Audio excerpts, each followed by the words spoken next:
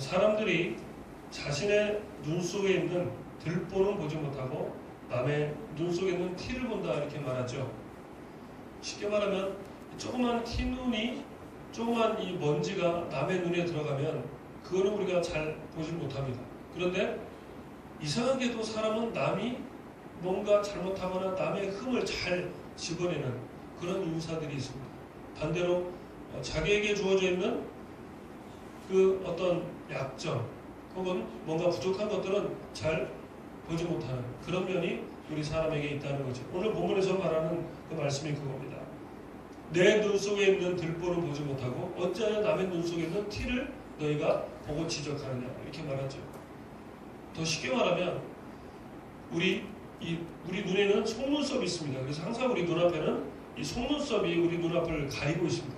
그런데 우리가 이 눈앞에 속눈썹이 있는지 없는지 우리가 몰라요. 너무 가까이기 때문에 이게 잘 안 보입니다. 없는 걸로 우리가 생각을 합니다. 그런데 남의 눈 속에 있는 그 티끌은 우리가 남의 눈앞에 있는 그 속눈썹을 우리가 잘 보죠. 참 이것이 영적인 비유로 아주 적절합니다. 그래서 우리가 어떤 누군가를 만났을 때 바로 남의 눈에 있는 혹은 남의 마음속에 있는 어떤 작은 결점이나 그런 부족함을 우리가 잘 지적을 해내는데 정작 나의 부족함을 나의 연약함을 우리는 잘 보지 못하는 영적인 우매함이 있다는 것을 오늘 본문에서 우리에게 말하고 있습니다. 그래서 너희가 비판하지 말라는 거예요. 너희가 남에게 비판받고 싶지 않거든 비판하지 말라. 너희가 그 비판하는 그 비판으로 너희도 동일하게 비판을 받을 것이다. 오늘 본문의 말씀 참 중요한 말씀입니다.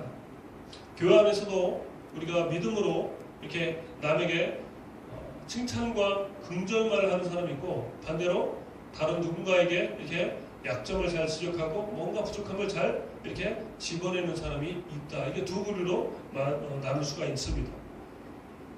바로 남을 지적하기 좋아하는 사람은 역시 그 사람도 남에게 뒤에서든 앞에서든 지적을 받기 마련입니다. 그러나 남에게 칭찬을 많이 하고 남에게 긍정의 말을 하고 부족해도 부족함보다는 그 장점을 말하는 사람들은 바로 많은 사람들에게 칭찬을 받기 마련입니다. 왜냐하면 내가 그 사람에게 칭찬과 어떤 좋은 느낌을 갖고 있기 때문에 나도 그 사람을 보면 동시에 좋은 말을 해주고 싶죠. 그러나 그 사람이 맨날 나를 약올립니다.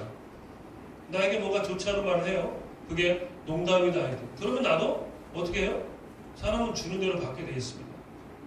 그러니까 나에게 뭔가 빈정거리는 말이나 나를 놀리는 말이나 내가 어쨌든 뭔가 불쾌한 말을 자꾸 나에게 한다면 나도 동시에 똑같이 그렇게 해주게 되어 있습니다.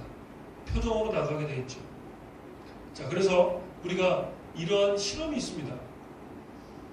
그 밥을 세 가지 이 밥을 해가지고 이 잘된 밥을 그릇에 담아서 이거를 세 군데다 이렇게 담아놓고 한쪽에는 그 앞에 글씨를 썼습니다. 한쪽에는 칭찬의 말, 감사합니다, 사랑합니다. 한쪽에는 그대로 내버려두고 한쪽에는 나는 네가 미워, 너는 정말 맛이 없어, 형편없어. 그거를 앞에다 써놓고 아침 저녁 수시로 거기 있는 말을 그대로 해주는 거예요. 그 밥에다가. 그래서 야 너는 정말 맛있어, 너무너무 고마워, 야 너는 얼마나 이쁘게 생기니, 긍정의 말을 하고 하나는 그냥 내버려두고 다른 용기에는 있는 그대로 야 너는 이렇게 맛이 없냐, 야 너는 정말 없었으면 좋겠다, 너는 왜 이렇게 못생겼니, 이렇게 그 밥에다가 말을 한 거예요. 이거를 약 한 2주 가까이를 계속 이 실험을 한 겁니다. 근데 이게 2주가 지나고 이거를 이제 늘 이렇게 말을 할 때는 잠깐 열었다가 항상 밀폐를 해놓습니다. 근데 이게 2주가 지나고 나서 이 밥의 상태를 관찰했습니다. 이렇게 따뜻한 날씨에 2주가 지나면 밥이 어떻게 돼요? 네, 밥이 상합니다. 거기에 2주가 되니까 곰팡이가 슬었어요. 근데 칭찬을 했던, 야 너 왜 이렇게 이쁘게 생겼니, 야 밥 네가 있으니까 너무너무 고마워, 내가 힘을 낼 수가 있어 했던 그 밥에는 곰팡이가 피긴 폈는데 이 곰팡이가 예쁜 딱 눈에 보기에도 뽀얗게 이쁘게 곰팡이 색깔이 폈습니다. 냄새도 그렇게 심하지 않아요. 그리고 중간에 있는 아무 말 안 했던 그 밥은 약간 냄새가 나는 약간 좋지 않은 곰팡이가 폈습니다. 근데 마지막 게 가관이에요. 신기하게 이 밥이 우리가 늘 먹는 일상 먹는 밥인데 그 밥이 어떻게 되어 있습니까? 욕을 했다. 너는 이렇게 맛이 없니? 너는 이렇게 못생겼니? 너는 없어졌으면 좋겠어. 보기 싫어. 그 밥에다가 2주 동안 그 말을 해놨는데 이 곰팡이가 필 뿐만 아니라 이 밥은 아주 시커멓게 썩어 있는 거예요. 이게 영상으로 유튜브로도 나와 있는 결과입니다.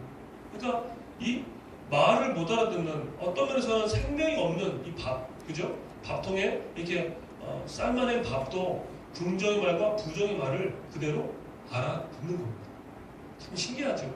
하물며 우리 사람들이 긍정의 말을 듣고 자라는 사람과 그 다음에 부정적인 말을 듣고 자라는 사람의 그 마음과 그 인상 정말 천차만별로 달라지게 돼 있다라고 오늘 본문에서 우리에게 말하고 있습니다.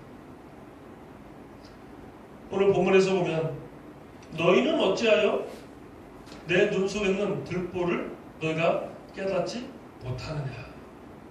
이것이 빌립보서 2장 3절에서 5절까지 바로 비판의 근본 이유가 여기서 나오고 있습니다. 사람이 왜 비판하는가?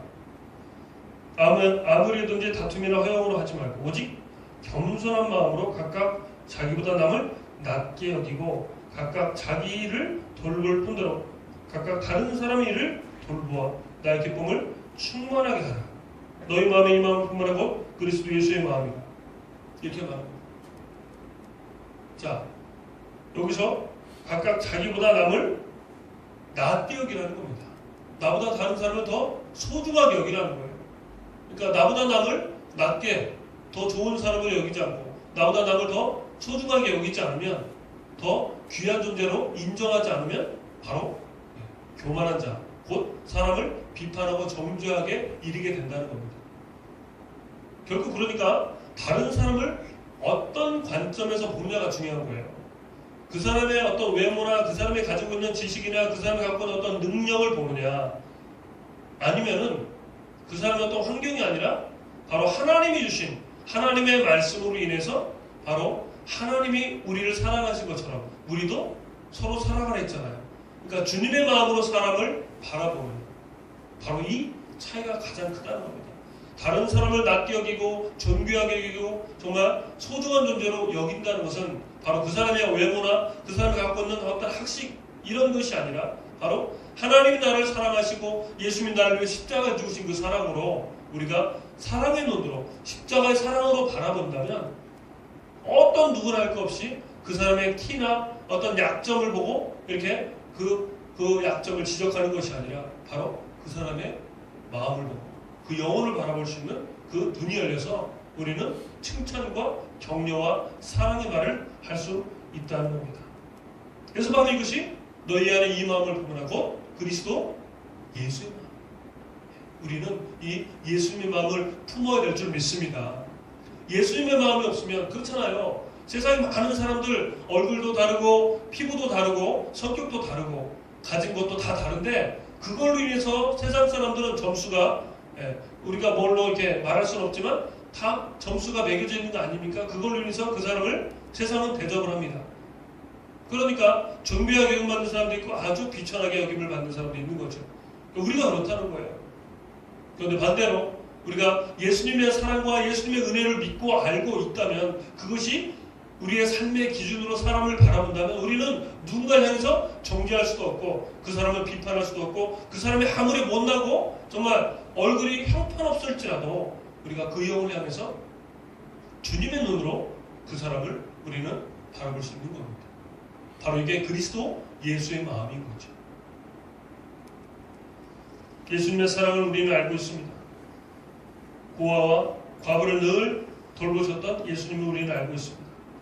예수님은 오히려 잘난 사람보다도 못난 사람들, 사회적으로 약자들, 우리가 잘 아는 고아와 과부들 이런 사람들 만나기를 즐겨하셨습니다.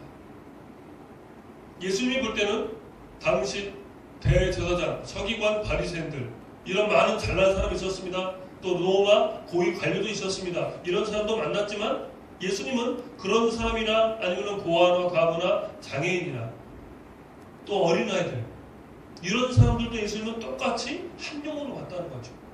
그러니까 예수님은 사람의 외모나 사람이 가지고 있는 배경에 대해서 전혀 관심이 없었습니다. 우리가 아는 대로 오병이어 사건이 성경에 기록되어 있는데 그 숫자가 몇 명인지 아십니까? 오병이어. 보리떡 5개와 물고기 2마리로 5,000명을 먹인 게 오병이어 사건인데 바로 그 5,000명의 기준이 장인, 그러니까 성인, 이 장성한 성인 남자 5,000명만 이야기를 합니다. 출애굽에도 구약에도 출애굽 사건을 우리가 알고 있는데 출애굽했던 그 인원이 60만 명이에요. 60만 명의 기준은 바로 성인 남자 60만 명이죠. 그러니까 여자, 아이들 이런 사람들은 사람의 숫자로 치질 않아요. 예수님 당시도 그랬고. 그만큼 그 당시에는 이 세상을 바라보는 어떤 사회적인 어떤 통념이, 사회적인 관습이 이 이스라엘 땅에서는 성인 남자만 사람으로 섰지 여자 사람 아니고 아이들도 사람이 아니었습니다. 그러니까 얼마나 이게 정말 눈에 띄게 보이는 남녀차별이 심했고 또 종교적인 어떤 보이지 않는 계급 갈등이 심했던 시대가 바로 예수님 시대, 바로 이스라엘 땅이었습니다. 그런데 예수님은 오히려 더 약자들, 고아와 과부와 아이들과 심지어 병자들, 환자들은 하나님의 저주를 받고 또 혈루증 걸린 여인, 이렇게 겉으로 피가 드러나는 어떤 피부병이나 이런 환자들은 사람들이 거의 나병 환자처럼 아예 쳐다보지도 않을 그 정도의 취급을 받았습니다. 그런데 예수님은 오히려 그런 사람들을 찾아가서 그런 사람에게 손을 얹고 기도해 줍니다. 그래서 우리는 바로 이 예수님의 마음, 바로 이 예수님의 사랑의 마음을 우리는 본받아야 된다는 겁니다. 오늘 사진을 하나 제가 보여드릴 텐데요. 한번 보실래요? 이거는 이탈리아의 총리였습니다. 이탈리아 총리를 3번이나 연임한 분입니다. 근데 이분의 얼굴을 보게 되면 이분이 얼굴이 정상이 아닙니다. 이분은 선천적인 장애를 갖고 있어요. 그래서 한쪽 귀가 들리지 않고 그 다음에 한쪽 얼굴이 이 마비로 태어났습니다. 그래서 어릴 때부터 잘 듣지 못하고 말을 잘 못했어요. 그래서 엄청나게 이렇게 놀림을 받았습니다. 가난한 집안에서 태어난 분인데 이분은 장자크 크리안이라는 분인데 옛날에 총리를 3번이 했던 분이죠. 이분은 나중에 이탈리아의 캐나다의 총리가 되는데 캐나다 총리가 되어서 이분이 이렇게 얘기합니다. 여러분, 저는 언어 장애를 갖고 있습니다. 그리고 저는 청각 장애도 갖고 있습니다. 그러나 여러분, 저의 외모를 보지 마시고 제가 무슨 생각을 하고 또 제가 무슨 말을 하고 있는지 제 생각과 의지를 여러분이 잘 들어주시길 바랍니다. 하면서 이 총리를 하기 위해서 계속 지방을 다니면서 연설을 했습니다. 그랬더니 그 총리가 이제 예비 총리가 연설하고 있는데 누가 반대해서 소리를 이렇게 외쳤습니다. 아니, 한 나라의 대표하는 총리가 언어 장애가 있고 그 다음에 청각 장애가 있다면 이거는 치명적인 우리나라의 수치입니다. 당신은 자격이 없습니다. 반대편에서 누군가 그런 말을 했습니다. 그랬더니 이분이 유명 말을 했습니다. 나는 말은 잘 못하지만 입은 삐뚤어졌어도 거짓말은 안 합니다. 그런 말을 이분이 하셨습니다. 입이 지금 보면 그죠? 입이 이렇게 옆으로 돌아가 있죠. 그러니까 선천적인 이 언어 장애, 그러니까 말이 되게 어눌했습니다. 그런데도 이 가난한 집에서 태어난 이분이 3번이나 여인임할 수 있었던 이유는 자신의 이 외모를 극복하고 나아가서 정말 정직하고 바른 그 정치를 했다는 거죠. 많은 사람들에게 감동과 많은 사람들에게 뭔가 희망을 주는 그런 삶을 살았던 분이 바로 이 총리였습니다. 자, 우리는 외모로 사람을 쉽게 판단을 합니다. 저도 어릴 때 기억이 있습니다. 동네에 저보다 한 나이가 한 10살 이상 많은 그런 벙어리 아저씨가 있었어요. 근데 동네 아이들이 그분이 지나가면 놀리는 겁니다. 그러니까 저도 애들이 막 놀리니까 멀리서 막 이렇게 조그만 돌도 던지고 막 놀리는 거 있죠. 애들이 괜히 심술을 이렇게 막 발동해가지고. 그러니까 저도 막 애들하고 같이 막 놀렸어요. 초등학교 뭐 한 저학년, 한 2, 3학년 정도 된 것 같은데 그 벙어리 아저씨를 막 놀렸습니다. 그랬더니 아저씨가 화가 나가지고 좀 이렇게 겁을 좀 주다가 애들이 확 도망가면 그냥 각오를 했는데 그날은 우리가 막 이제 이렇게 놀리는데 제가 눈치 없이 맨 앞에서 그 아저씨를 놀렸어요. 또 아저씨가 되게 그날은 기분이 안 좋았다고 화가 나지고 막 따라오는데 아니 저만 따라오는 거예요. 이 아저씨가 막 그냥 저는 막 정말 뭐 눈썹 휘날리게 막 집으로 도망가는데 아니 애들이 한 10대 명이 똑같이 놀렸는데 이 아저씨가 저만 계속 쫓아오는 거예요. 야, 동네를 2바퀴 돌다가 도저히 안 되겠다 싶어서 잡힐까봐 집으로 들어왔죠. 그랬더니 벙어리 아저씨가 집까지 와가지고 이제 말은 못하고 막 소리를 막 지르는 거예요. 기분 나쁘다고. 잠시 후에 아버지가 오셔가지고 이제 자초지종을 이렇게 물어보니까 아버지 이제 딱 상황을 보면 알죠. 나중에 이 벙어리 아저씨가 자기 엄마를 데리고 온 거예요. 그래서 사건이 커졌습니다. 그래가지고 아버지가 대신 사과하고 죄송합니다. 제가 아이를 잘못 교육시켜서 당신 아들을 놀렸습니다. 노모한테 아버지가 사과하고 저는 바로 그날 종아리가 불나게 맞았습니다. 하면서 왜 사람을 놀리느냐. 그리고 그 아저씨는 너보다 나이가 너보다 2~3배 많은 그때는 저는 이제 초등학교 한 8살, 9살, 10살이었다면 그분은 한 20대 중반, 한 30 가까운 분이었기 때문에 감히 놀릴 수 없는 분인데 벙어리한 이유만 약간 지능이 좀 떨어진 분이었기 때문에 놀렸죠.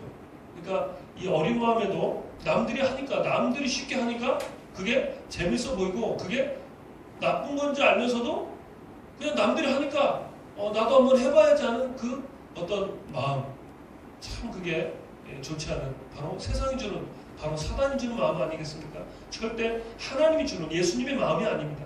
근데 우리가 그런 마음으로 이 땅을 바라보고 산다는 겁니다.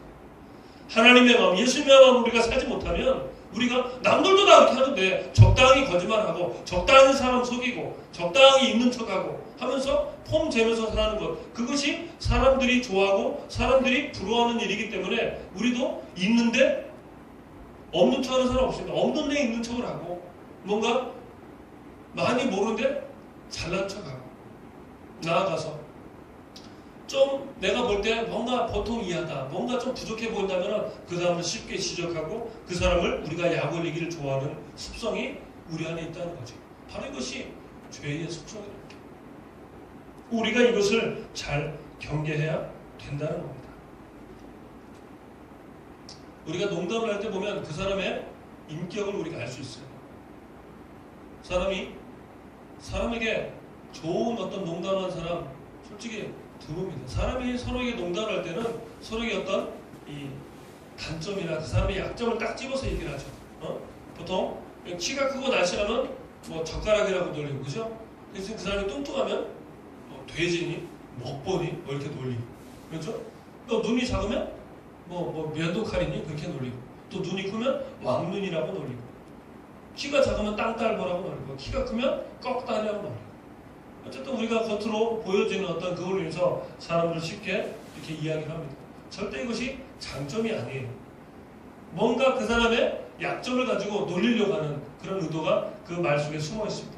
말은 곧 인격이라는데 예수님이 우리에게 이 산상순에도 말씀하고 있는 것 중 하나가 뭐냐면 너희가 형제를 향하여 라가를 하는 자는 너희가 지옥에 갈 것이다. 이 말입니다. 라가가 뭐예요? 라가는 김가, 이가, 박가 그 중에 성이 라시라 라가 이게 아니라 라가는 바보라는 겁니다. 에이 바보 에이 바보야 이렇게 놀리는 거 있죠. 애들이 치기 어린 농담 그렇게 서로 이렇게 놀리는 놀이를 하는데 바로 라가는 바보란 말이죠. 그러니까 우리가 누군가를 향해서 너는 바보야 이 못난이 이렇게 놀리는 거는 하나님 보실 때 아주 싫어한다는 거죠. 하나님의 형상으로 지음받은 이 땅의 하나님의 백성들을 향해서 하나님이 그 영혼을 위해서 십자가에 죽으셨는데 바로 예수님이 그 영혼을 용서하시는데 예수님이 그 영혼의 용서를 위해서 십자가에 죽으시고 지금도 참고 계신데 함부로 네가 하나님의 형상으로 지음받은 영혼을 왜 놀리느냐. 하나님이 가장 싫어하는 것이 바로 사람에 대해서 정죄하고 놀리고 비판하고 심지어 그 영혼을 멸시하는 것을 가장 싫어한다고 말하고 있습니다. 자, 외식하는 자요. 외식한다는 것을 말합니다. 외식한다. 외식한다는 것이 뭡니까? 바로 없는데, 알맹이는 없는데 있는 척하는 거죠. 옛날에 농사를 지으면 쭉정이가 있죠. 쭉정이. 이 추수해도 쌀을 추수해도 쭉정이가 있고 그 다음에 콩을 재배해도 껍질만 있는 그게 있습니다. 껍질만 있는 거예요. 껍질만. 우리가 믿음으로 살아도 어떤 면에서는 세상적으로 정말 잘 나가는 사람 그럼에도 불구하고 잘 배우고 정말 세상적인 어떤 부와 권력이 있는데도 불구하고 우리가 언론에 가끔 나오잖아요. 정말 남부를 없는 학식과 그 다음에 집안의 어떤 배경이 있는데도 불구하고 그 사람의 속내를 보니까 정말 형편없는 사람이 있었어요. 집안의 망신. 그러니까 사람의 인격과 그 사람의 어떤 됨됨이는 배움도 아니고 또 그 사람이 갖고 있는 어떤 물질이나 이 배경도 아니라 많이 배웠어도 인격이 형편없는 사람이 있고 많이 배우지 못했어도 인격이 훌륭한 사람이 있더라는 겁니다. 그러니까 우리가 이 땅을 살아가면서 사람을 어떻게 보고 이 세상을 우리가 어떤 눈으로 보고 있는가 참 이것이 중요한 겁니다. 그러니까 결국 우리가 예수 그리스도의 마음으로 하나님의 마음으로 하나님 우리를 바라본 그 사랑으로 우리가 이 땅을 바라보고 영혼을 바라볼 때 온전한 사랑의 마음으로 사랑의 말을 하고 사랑의 행동을 우리가 할 수 있다는 거죠. 반대로 예수님의 마음, 하나님의 마음이 우리의 마음이 있지 않으면 우리는 사람의 말을 합니다. 세상의 말을 합니다. 나에게 유리한 말을 하고 또 저 사람을 은근히 깔아뭉개면서 저 사람이 나보다 못난 사람이야. 저 사람은 내 밑에 사람이야. 반대로 나는 잘난 사람이고 나는 똑똑한 사람이고 나는 인격이 있는 사람이에요. 이런 식의 우리가 생각을 하고 살아갈 수밖에 없다는 겁니다. 그래서 외식하지 말라. 절대 외식하지 말라. 겉으로 있는 척하고 겉으로 인격이 있는 척하지 말라.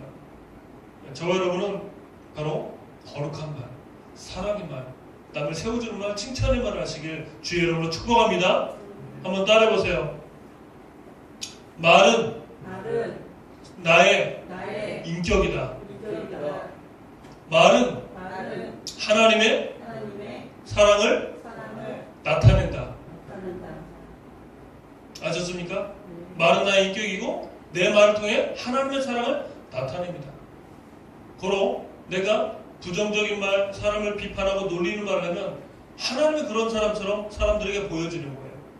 그러나 우리가 아까도 말씀드렸지만 그 사람의 장점과 단점이 분명히 있습니다. 그러나 그 사람의 좋은 점을 보고 그 사람이 뭔가 기뻐할 만한 아부가 아닙니다.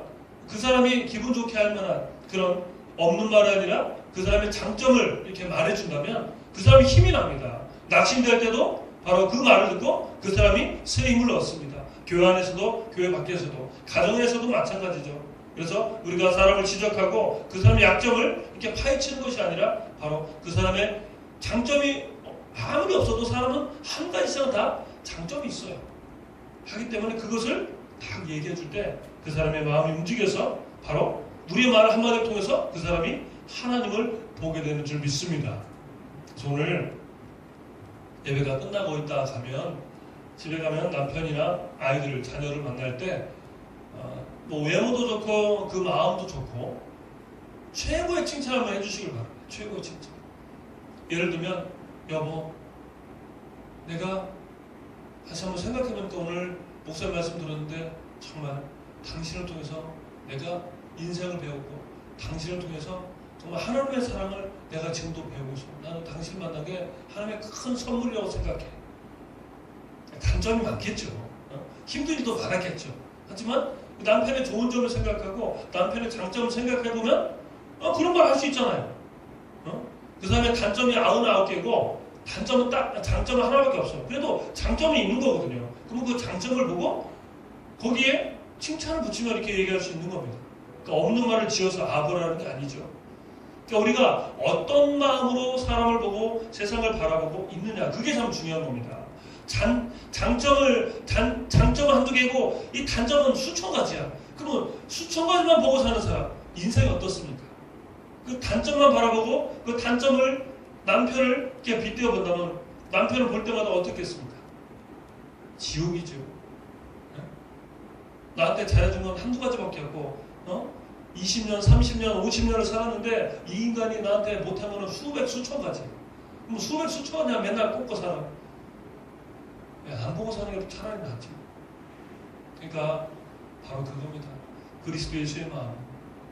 그 사람이 나에게 뭘 해줬느냐, 또 그 사람의 어떤 겉으로, 그 사람의 어떤 배경이 뭐냐가 아니라 그 사람이 하나님의 형상으로 지음받은 하나님의 사랑받는 백성이다. 그건 분명하거든요.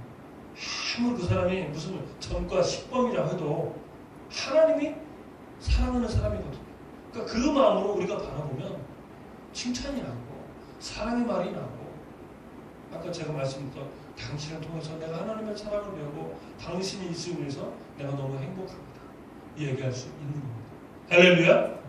바로 우리가 믿음 안에 살면서 이런 하나님의 축복의 말을 하고, 그래서 오늘 말씀에서처럼 여러분이 비판을 받는 자가 아니라 여러분이 칭찬받는 자, 여러분이 하나님의 축복을 선포하는 자.